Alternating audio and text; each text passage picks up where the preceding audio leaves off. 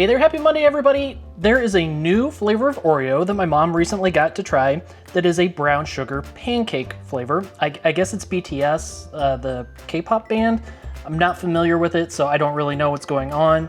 But I did some research, and it turns out that this is a Korean street food whose name I will put on screen and not botch the pronunciation of. But I went ahead and made some of my own, and I was thinking that this might make a very good ice cream. So I've not broken into any of these yet to see if they're any good. I don't have a whole lot of filling. That's a little disappointing.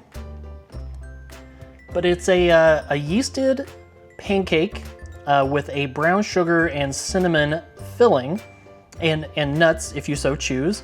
But as I was making it, it really reminded me sort of of a yeasted donut with a cinnamon sugar filling.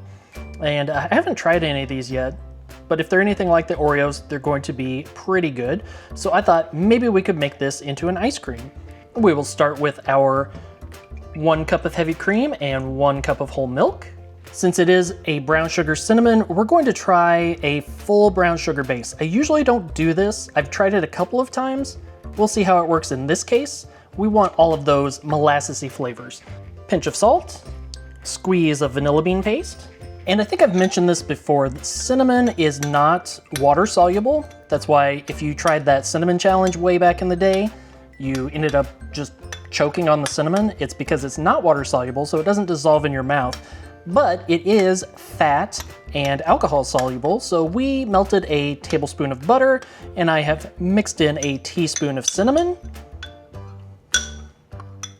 That'll just help so that we don't have any little areas of clumped up cinnamon that have not been integrated.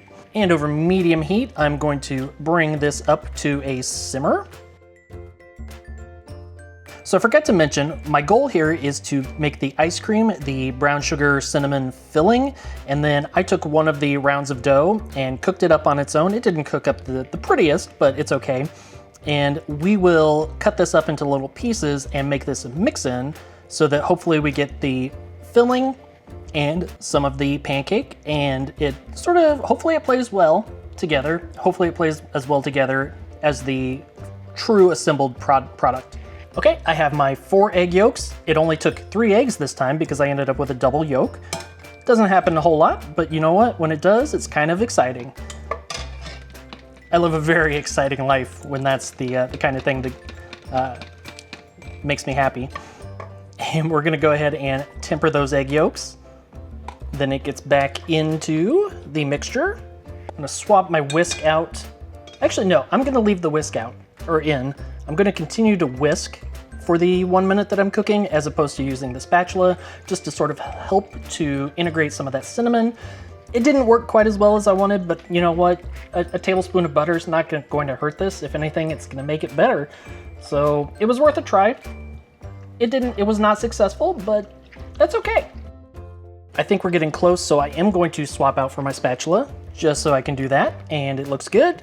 Heat off and slide it back, and we will go ahead and strain out any eggy bits, as well as any cinnamon clumps, and not much, a little bit of egg, but honestly, not as much as I expect. And we'll go ahead and get our last cup of heavy cream added, and we'll do our stir and taste. Oh, that's delightful. But I mean, how can you go wrong with brown sugar and cinnamon? If you show me somebody who doesn't like brown sugar and cinnamon, they're not my friend. This goes in the fridge. Brown sugar pancake has had time to chill, and now it's time to chill it even further by churning it until we get soft serve, and then we'll mix in some of those pancake pieces. Okay, we are pretty close, if maybe not a little bit past soft serve, so I have some of the pancake pieces that I've broken up into little bite-sized chunks. Hopefully they're not too big, but we'll go ahead and I'm gonna add about half of them first and let those sort of get mixed in. Use a spoon to get these that are climbing up on the dasher. And then I'll go ahead and add the other half. I did freeze those pancake pieces, by the way. I failed to mention that. As I've mentioned before, anytime I'm using a mix-in that is porous and that can absorb liquid, I like to freeze it first That way it doesn't melt the ice cream and then suck in all that liquid and get soggy. This way it maintains a little bit of its texture. Time to get this portioned out.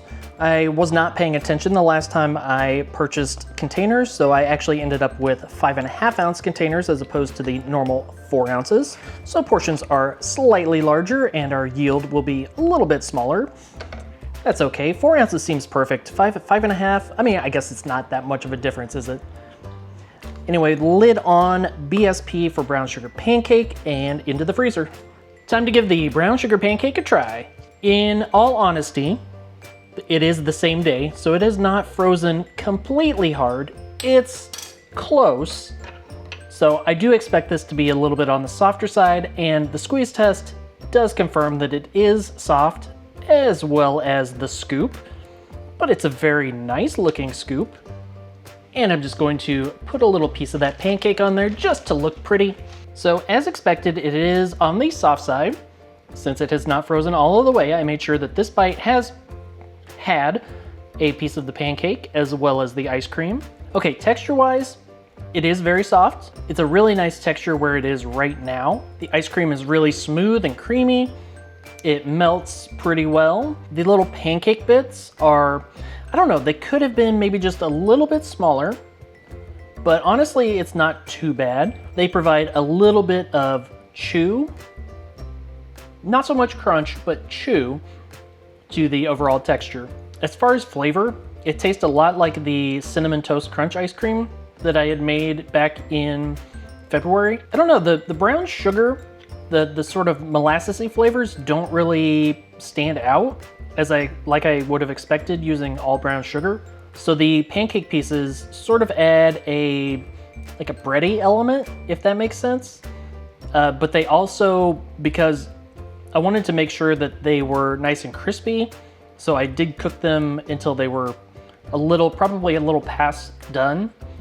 And also I cooked them after I had already made the rest of the brown sugar pancakes, so there was some burnt sugar in the pan, and I think some of that stuck to the pancake.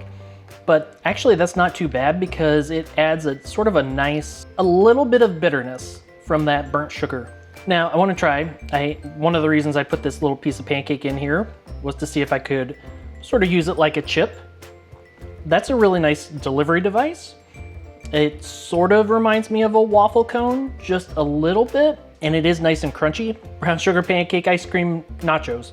Who would have guessed? I certainly wouldn't have 2 days ago.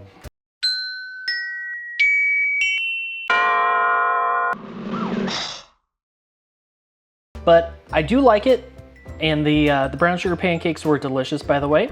I had them last night, and I will definitely be making those again. Definitely worth a try. Go look them up. Anyway, I hope you all have a wonderful week, and we'll see you next time. Bye!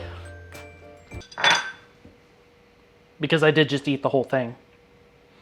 And I really didn't mean to.